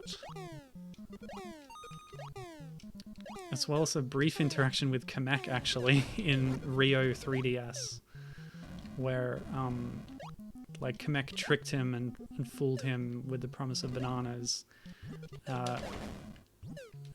But then afterwards, he sort of felt sorry for him, so he actually did give him bananas. I thought that was very sweet.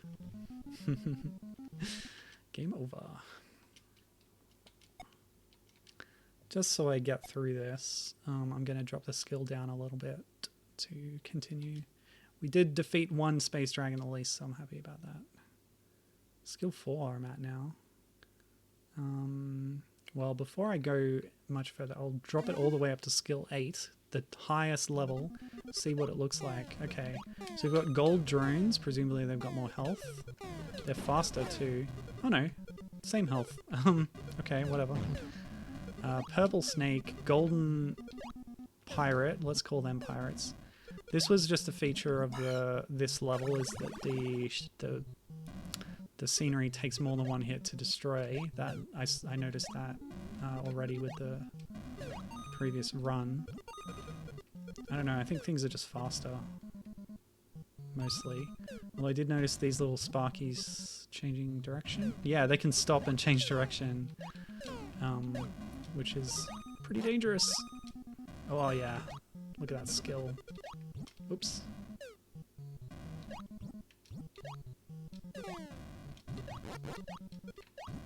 Alright, we're doing well, we're doing good. Oops. Yes. Oh no! Oh! This is exciting. I'm not gonna do too well, I'm sure, in the long run, but skill 8 sure keeps you on your toes. Alright, we can just pop up and grab this one like this, and then make our way over there. Yes, it's so close, I can smell it. How do I get over that? I think I have to loop.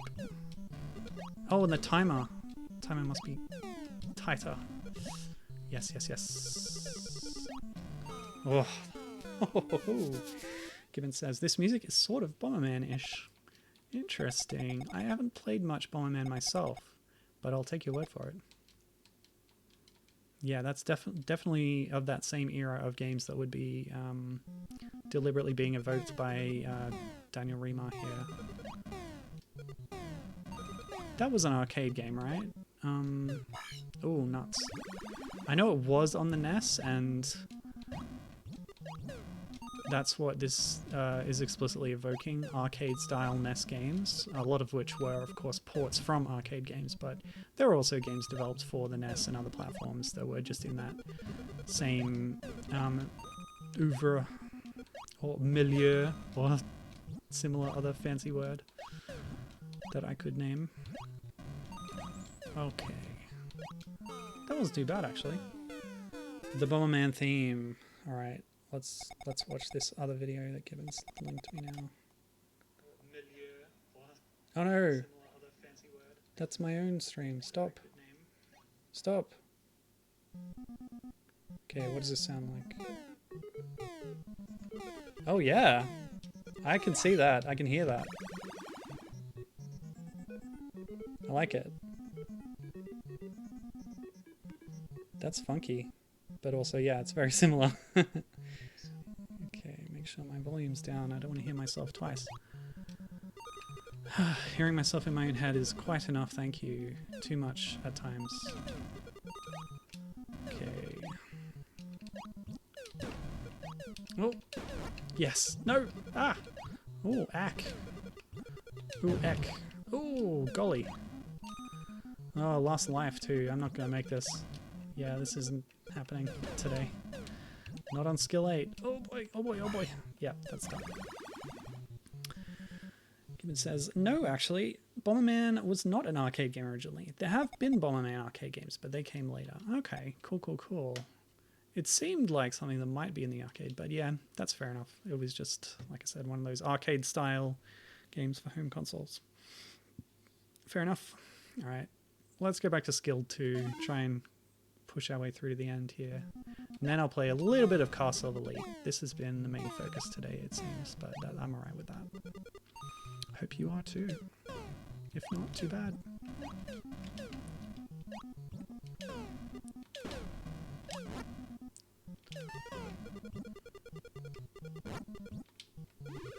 Yeah, too bad Samuel couldn't show up today. He said he would be interested in watching further streams. This is the guy who was chatting in my previous stream when we were playing the Garden and Carnage and Princess Peach and all that. He liked one of my tweets after the stream, which led me to checking out his profile, and it turns out he's done a lot of cool stuff himself. He worked on translating and hacking the Pokemon Gold and Silver Space World demo, which never, according to what he said on his website, never amounted to a final product, sadly, but we still got a lot of stuff out of that as far as it went. But yeah, he's worked on other fan translations. He's apparently good at Japanese translation. He does live translation streams of old Japanese games, like a really interesting one that caught my eye, and I can't remember the name of it. You play as like a psychic kindergartner. A lot of the time you see this game compared to like Mother and Earthbound, because it's kind of similar with its offbeat tone and the theme of like little kids with psychic powers. Gosh, I wish I could remember the name of it. Anyway, it looks really cool. Yeah, he's got a couple of completed projects as well, including a translation for the old Japanese adventure game Boku no Natsuyasumi, My Summer Holiday, which is pretty well known, I think, or at least a cult classic. He's also currently working on... Well, maybe that's the current thing. I don't know. I wish it was here, I could ask him. Anyway, check out his website and profile at Obscure. He's also Swedish, Samuel Messner. Just to give him like a retroactive plug for his contributions in last week's stream. So if you want to check it out, it's spelled O-B-S-K-Y-R, which is the Swedish word for obscure. Yes, so that's cool. I think he's doing a lot of cool stuff.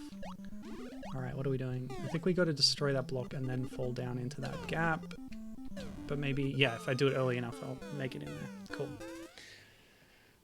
Speaking of Bomberman arcade games, the current only thing on in the Bomberman franchise is Bomber Girl, which I've talked about with Gibbon before.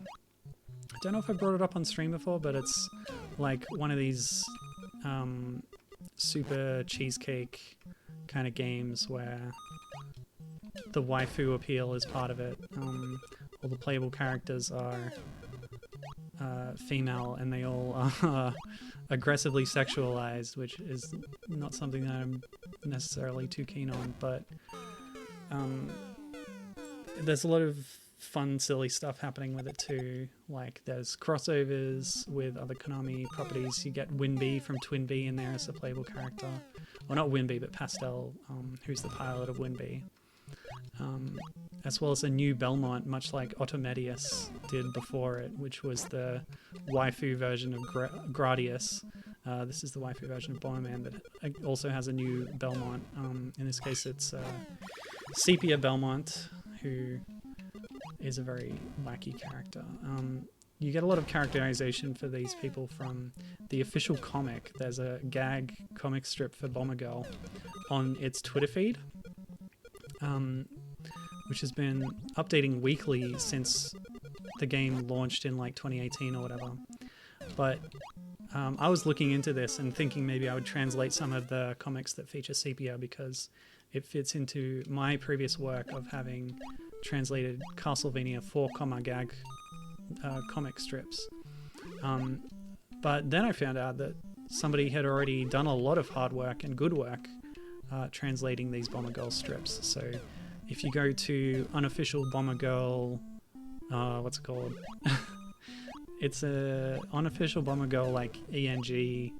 I don't know. It's a Twitter feed as well as a WordPress blog where they publish their translated comic pages. But that's really fun and cool, and they've done a great job with those comics from the Japanese feed that aren't otherwise available in English. So yeah, check those out if you're interested. The comics themselves, they're a little bit, I don't know, I might compare them to something like Pop Team Epic. They're like very frenetic and like chaotic, but as well as the actual visual style of them, it's kind of similar to that. I don't know. Maybe I'm just saying that because that's something popular and recent that people might have heard of.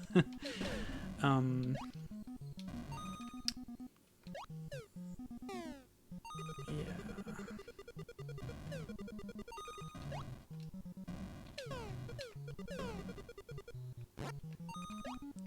Oh, and I don't know if it's worth going too deep into it, but like one of the things that is highlighted by these comics is they're always posted with a comment from like one of the characters in the game who's ostensibly handling the social media that day.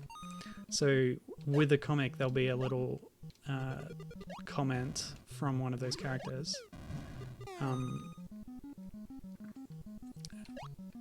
Has some extra context for it or whatever. And they all...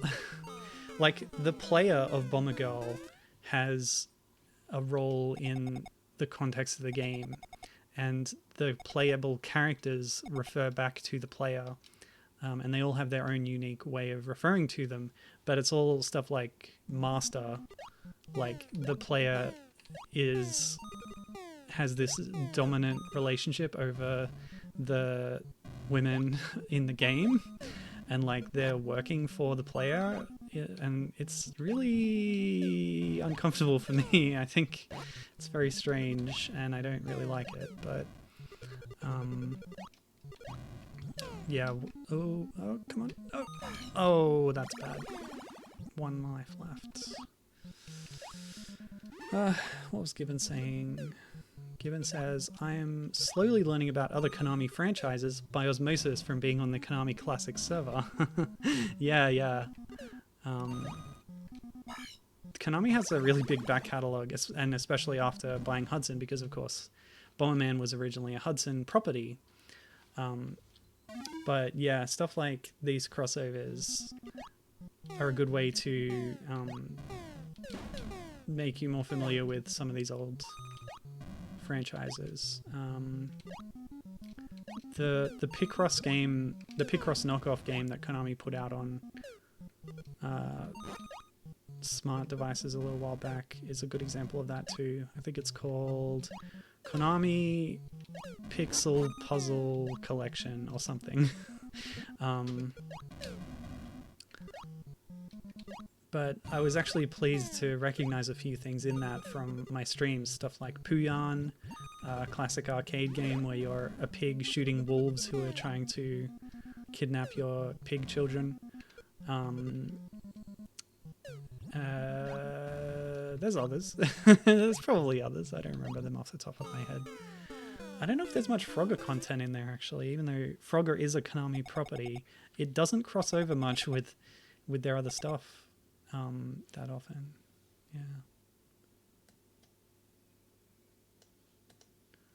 Stage 32. This will actually be the final stage. So we got 3 lives to do it. Shouldn't be too hard, and then apparently the game loops after that.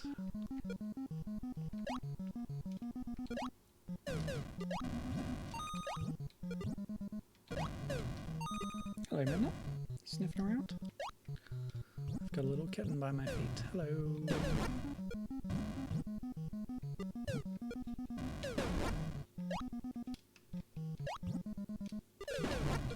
Yes, made it. Oops. Oh no, come on. Arrgh. Oh wait, I could probably make this easier myself. Nuts. Where am I? Back here. Okay. Ah! I like that your helmet is the last thing left and it just falls to the ground. Great. Uh-oh, this is bad. Ah! Okay, last life. I should be able to do this. So what I wanted to do was this. Ooh, yep. And then just try and drop behind the snake. Oh, thank goodness.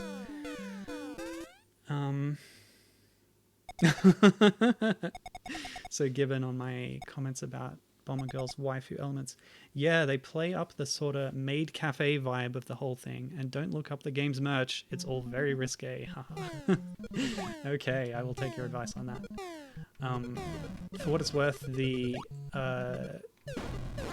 comic itself, very non-risque, very cartoony, and like the characters are all like giant head, tiny body, nothing to them really. So anyway, the game's looped back to the start, so I'm going to stop there. I have completed Retrobattle. I've done all the levels and the bonus stages, and that was a blast. Really good stuff. With the time remaining in my stream, I will now check out the final game of this phase of Daniel Remar's work, which is, as you can see from, we'll just go back to that main screen here, and just to reiterate, we've got some little sprites. There's alt text on this image that says it's getting crowded in here, by the way. The little white sprites, not this rabbit, but this one, the Annihilator here, and Hero from Hero. There's the Retrobattle Captain Good. We will recognize, of course, Princess Pitch and the Christmas elf from God Named Carnage and Hyper Princess Pitch, as well as Rocket Cat, or whatever it was called.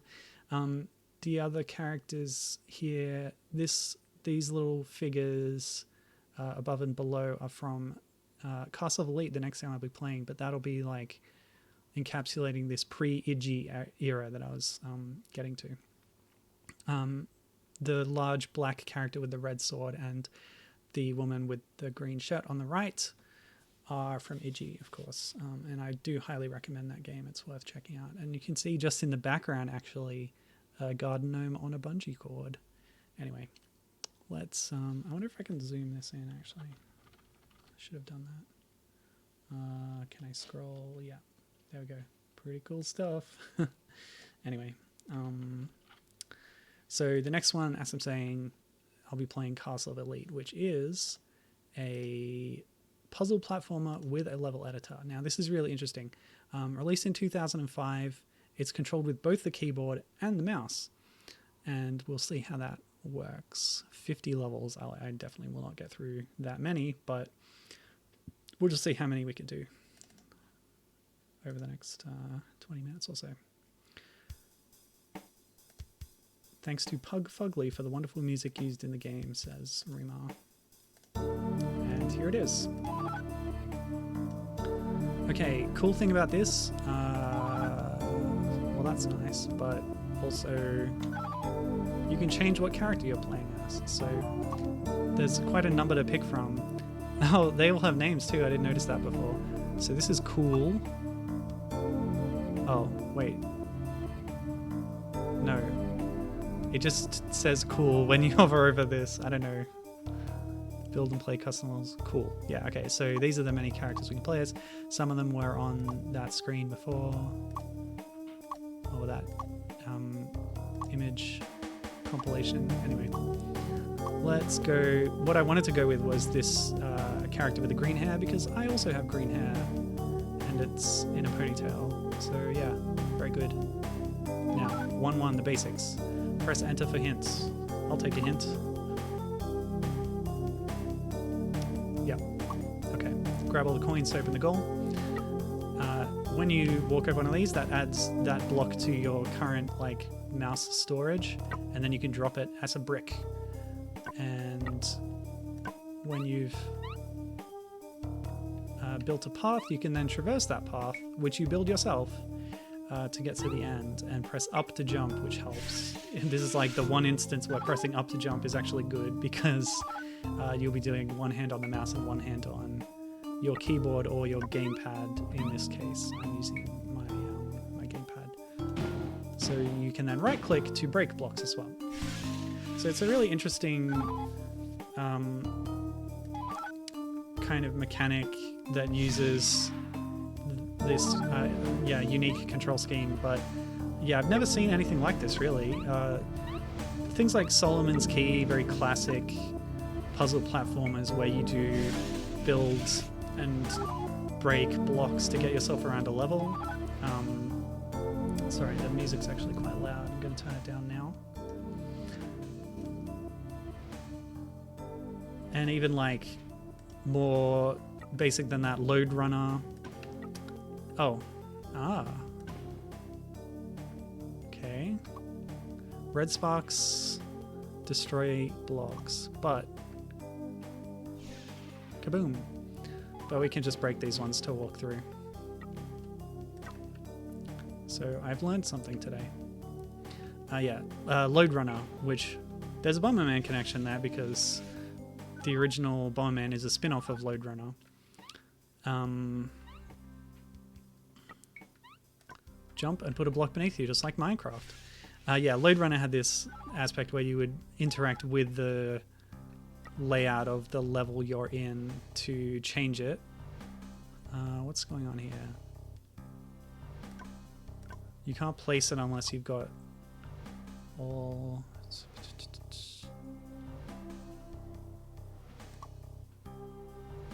Alright, so we go down here to grab the jump boots.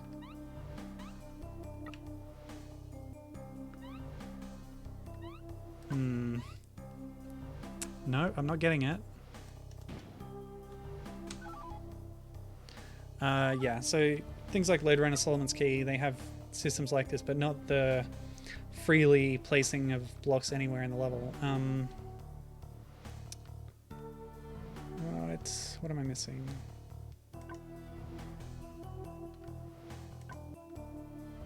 Oh, I can do this, of course.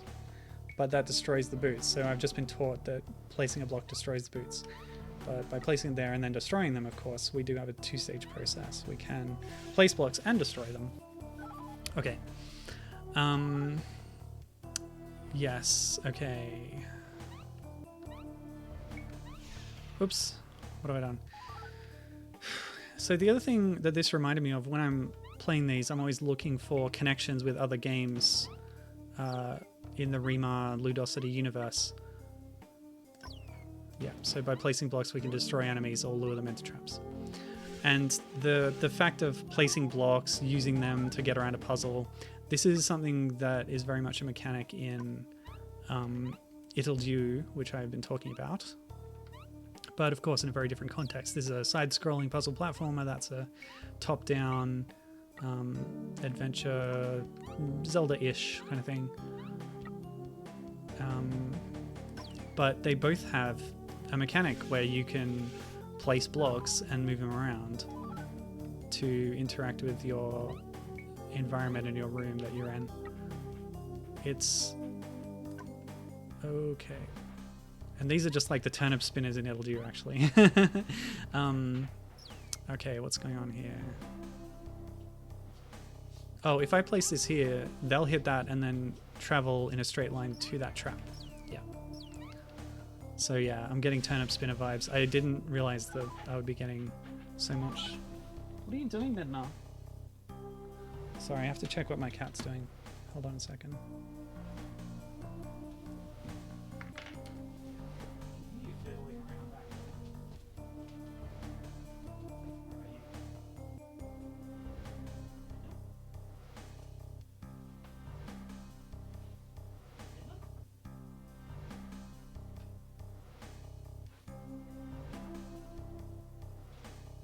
How did you get in there? You're definitely not supposed to be in there. Come on out. Come out. Come out.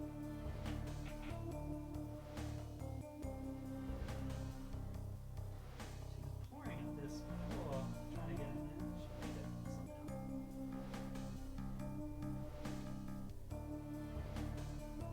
Bad. Naughty. Okay.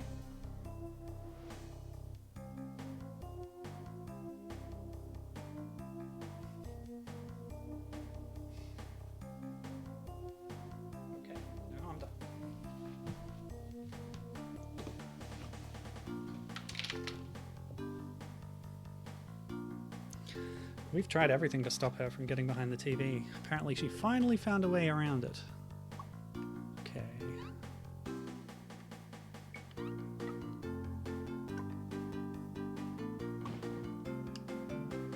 Oh, okay, so they toggle whether some blocks are filled in or missing. Oh yeah, there's a hint here for this one. But enemies can also interact with those triggers. Cool, cool, cool. Yeah, so like I was saying, I've been finding it interesting playing these older games that Daniel Remar's done. Okay, I've made a mistake here. No, you're not going down there, Midna. Hold on. Here. Let's put you up on top of the bookcase where you can see everything. Is that fun? I'll even open the blind for you. Look out on the courtyard. How's that?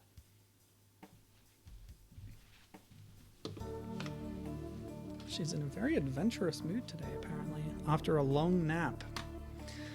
All right. Yeah, so I've been finding it interesting noticing connections or design evolution from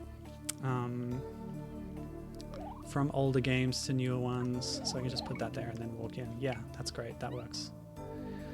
So yeah, noticing how elements from this really old, you know, this is 2005, but these elements of placing blocks and turnip spinners, they're not even in the prototype of It'll Do from 2008. Those are elements that don't come in until 2013 with the commercial release.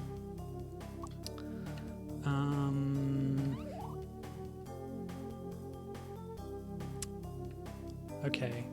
Yeah, this level's called the test, and this is the real first test, it seems, after teaching you the concepts. Oh, okay. Okay, sure. So we're going to let this one out.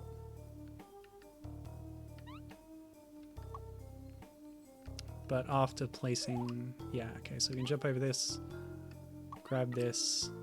So that's safe to go over there and activate that, which then lets us grab the jump boots to get out of here. Oh, okay. So if you place bricks over those electric things, they will eventually... Oh, what do I... They'll eventually destroy the bricks. I messed up.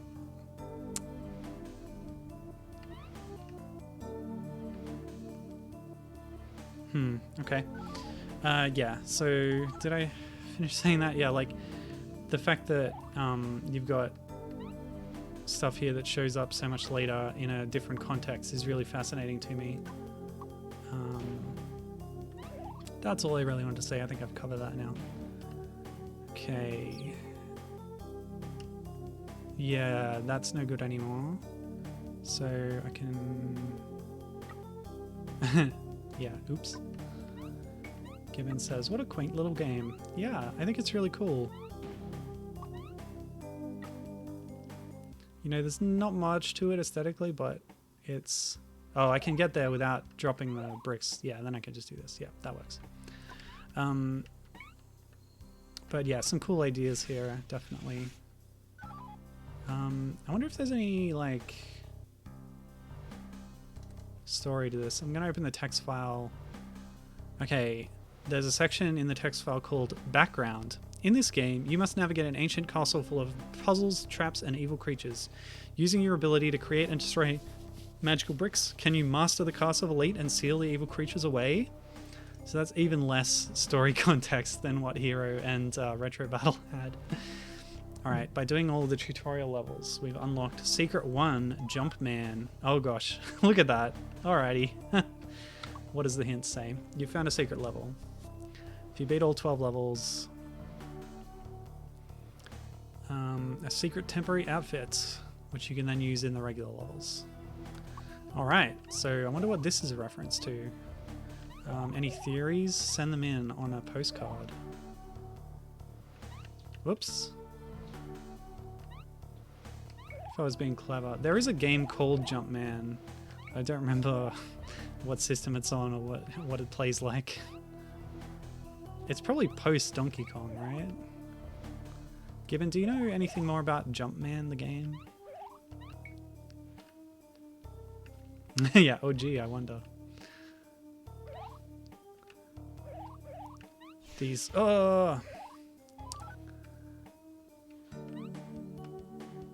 These little green things are very unbarrel-like. Oh wait, I can just do this. Oh no, but that'll just kill you straight away. So that teleport's only there to bring the green dots back to the top. Oh yeah, I'm up for that. We should do another powerhouse soon. Yeah. Given is familiar with Jumpman and wants to do an episode of our podcast about it at some point. Yes, that would be awesome. And I have nothing but free time for the next like 2 weeks, I think. So whenever you're up for it. I know you're going through job application hell right now, so it doesn't have to be soon. Ah!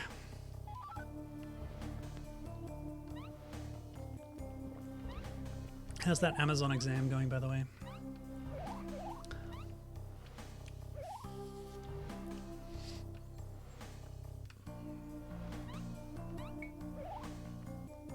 Hey, you know what? This does not need the mouse at all, so I'm actually going to make it a bit easier on myself to move and jump by using my other hand on the controller. How about that?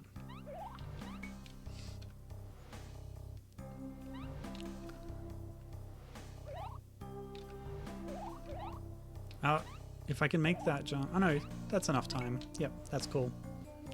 It's not quite so tight.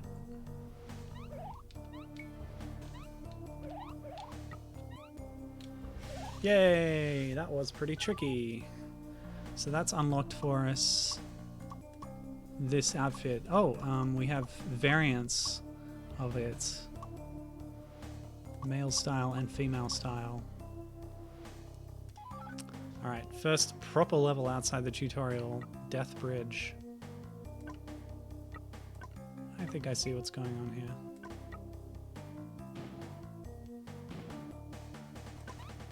And we actually eliminated that last power-up, but we don't need it. So, as Gibbon says about Jumpman, it's an Atari game that is sort of a Donkey Kong ripoff, but a bit different. Though you can tell just by looking at it, and the name, obviously. So yeah, it is post-Donkey Kong. I wasn't sure whether it was or not, but clearly the name is just a reference to Donkey Kong. Of course it is. Oops, cornered. Yep. Gibbon says that the Amazon exam got effed up by AWS being out. So yeah, there was an outage with Amazon's web services just lately, which is very unfortunate because she says we'll need to do it over another day. So you're gonna have to do the whole exam again. That sucks bad. Okay, what's going on here? Can I make that? Oh! I'm not sure if I can. If I'm better off going here and then... Yeah, let's do it that way. As long as we don't get... Oh! I did it too early. And then the bricks got destroyed. I knew that would happen. So we have to watch this turnip dancer. It's going to pop up there, but if I'm quick enough... Whoop, I can just do this. Yeah, that works.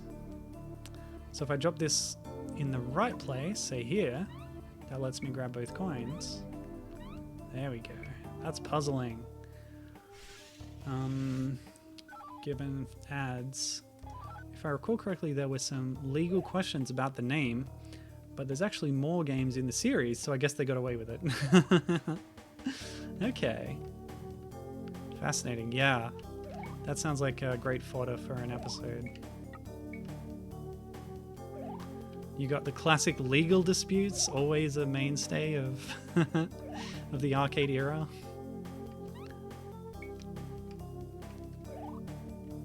Donkey Kong, King Kong, Crazy Kong. So many lawsuits, legal issues. What's the time? Well, this is what the game is. I think it's just going to continue like this and get more and more difficult. But yeah, I think that gives you an idea of what the game is, and I'm gonna stop because I've played enough today. But this has been really good, really interesting stuff. I'm happy with how I've been making these connections and by exploring all these. Oh, that's an interesting thing actually. I talked about Iggy being such a famous one of Daniel's games that sort of defined a shift, because that's kind of, it broke big or whatever. An interesting thing about Iggy is that there's a secret level. It's very difficult to get to, but if you do fulfill the right conditions, you can find a secret zone that contains references to all three of the games that I've played today, all three of the main games that I played today. There's a bit that is patterned after Hero, there's a bit that recreates part of Retrobattle, and there's I think there's a Castle of Elite bit as well. I never got to this secret zone myself. I also remember watching a video on Daniel Remar's YouTube channel, which goes through an earlier version of the game, a 0.3 version build of Iggy, where he hadn't yet implemented the secret zones references to his earlier games. At the time, it was actually patterned after NES games that he enjoyed, such as Super Mario Brothers, Zelda 2, Metroid, but for the final release of Iggy, he'd changed that to refer to his own games in a nice little self-referential loop there. So these games do go on and inform that later game in the same way that a lot of back references come back in Remar games and Ludosity games in a really fun way, building this little shared universe. So yeah, it's all cool stuff. And I'm glad I was able to experience these, even though I didn't get through very much of, I didn't get through all of Hero, or very much of this, but at least I finished Retrobattle. That's one thing. That's something. You can't take that away from me. All right. Thanks for joining me. This has been a lot of fun. Next week, I'll be playing some more experimental and unfinished titles from Remar's scrap packs. And there's a lot of silly stuff in there, so it should be a lot of fun. I'm also planning to... So a lot of other stuff in the scrap packs is co-op or competitive multiplayer. And I'm trying to organize with my brother to come over and play those with me. We're planning that for Monday at the same usual stream time. So that's 5 days from now. So yeah. Hope you can watch then. And yeah, until then, have a good one all. Gibbon, see you later. And yeah, bye. How do you end one of these things? Who knows? Even after all this time, even I don't know. Okay, bye.